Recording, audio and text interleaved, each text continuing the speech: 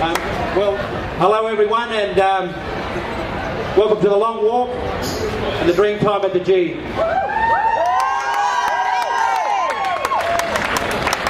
It's always a beautiful week this week, a week of celebration. That's what it's all about. Firstly, I'd like to start by acknowledging the traditional owners of the land we meet today.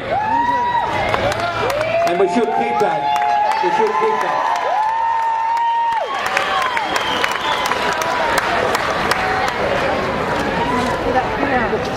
I'd like to acknowledge the Wurundjeri people and the Kulin Nations. Today we come together to celebrate the contribution of our young warriors who continue to lead the way on and off the football field. We also come together to celebrate the contribution of our past greats who have paved the way to what football is today.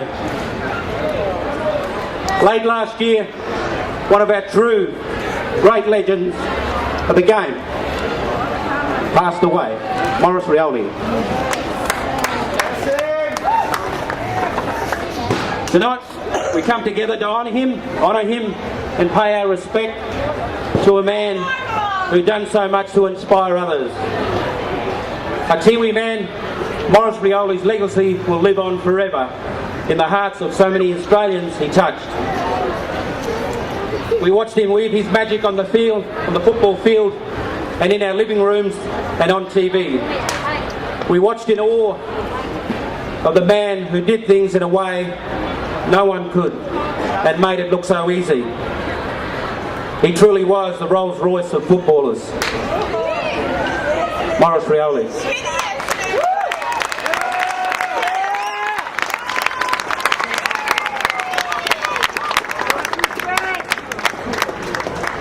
This week, obviously, we remember an Australian world icon, the late and great Lionel Rose.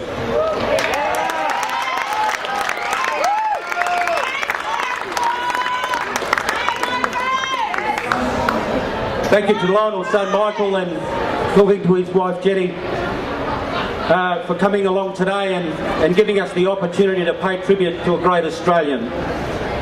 I first met Lionel at the front of the Essendon Football Club. He pulled up in a taxi and jumped out, and I was in awe of meeting the champ. He was humble, his bubbly character, his personality. Everyone wanted to meet this man and shake his hand.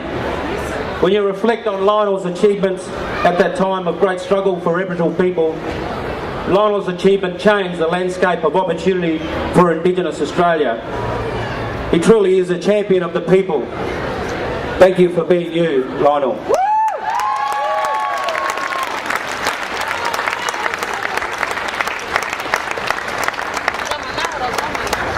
Just on closing, I'd like to continue this We Need the Sport, and very grateful for our partners, especially the Telstra Foundation for supporting the schools program, Walk the Talk, also Portland House, the Koori Heritage Trust and their programs. They do a wonderful job, Koori Heritage Trust, thank you.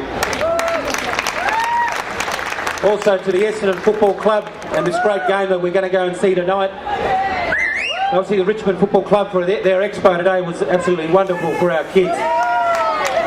Department of Families and Community Service, Indigenous Affairs, the event today, the City of Melbourne, our presentation partners, Message Stick, Human Rights Arts Film Festival, the Plumbers Union, always there for us.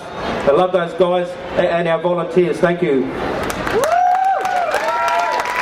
This year also, we had Paul Henderson speak, and I'm proud that Northern Territory are partnering with us with the Long Walk, Northern Territory. It's a journey on their reflection of its long history in creating a better future, 100 years of stories.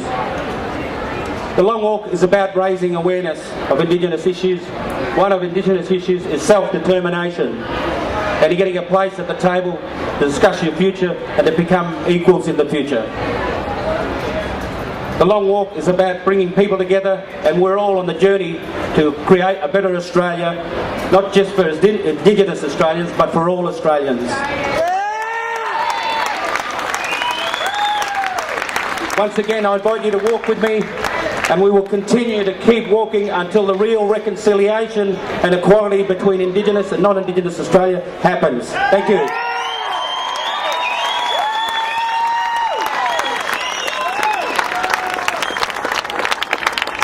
Also, just like to say to Marin Edwards, obviously her sister Sue Darby, to get